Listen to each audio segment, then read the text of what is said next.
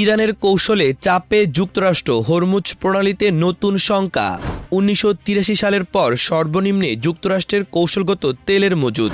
জন্মভূমি মাসাদে চিরনিদ্রায় শায়িত Ayatollah Ali Khamenei. স্পেনে ভয়াবহ দাবানল, নিহত অন্তত ১২। সব জয়ের পরও মেসির জয়ের ক্ষুধা মেটেনি ইব্রাহিমোভিচ। এবার বিস্তারিত।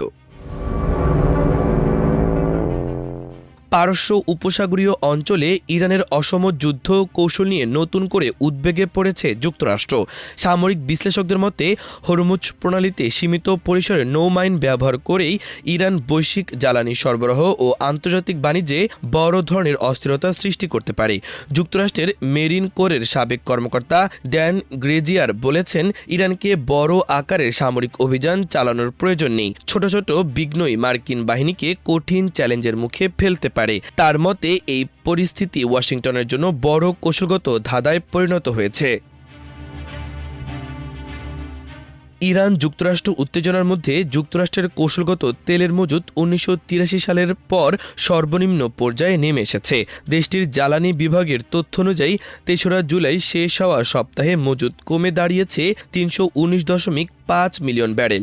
বিশ্লেষকদের মতে মধ্যপ্রাচ্যে সংঘাত দীর্ঘ হলে বিশ্ববাজারে জ্বালানি সরবরাহ ব্যাহত হতে পারে এবং তেলের দাম আরও বাড়তে পারে। ইতোমধ্যে আন্তর্জাতিক বাজারে ব্রেন্ট ক্রুডের দাম উল্লেখযোগ্য হারে বেড়েছে।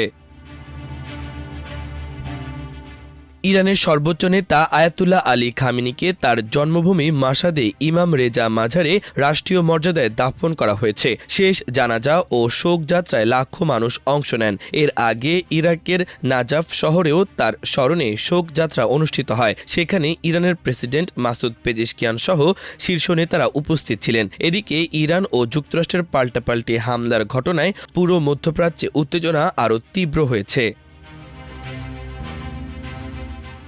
স্পেনের দক্ষিণ পূর্ব অঞ্চলের আলমেরিয়া প্রদেশে ভয়াবহ দাবানলে অন্তত ১২ জন নিহত এবং ৬ জন আহত হয়েছেন। দাবানলে কয়েকটি গাড়ি পুড়ে গেছে এবং বহু মানুষ আটকা পড়েন। দীর্ঘস্থায়ী তাপপ্রবাহ ও শুষ্ক আবহাওয়ার কারণে আগুন দ্রুত ছড়িয়ে পড়ে। প্রায় ১,০০০ বাসিন্দাকে নিরাপদ স্থানে সরিয়ে নেওয়া হয়েছে।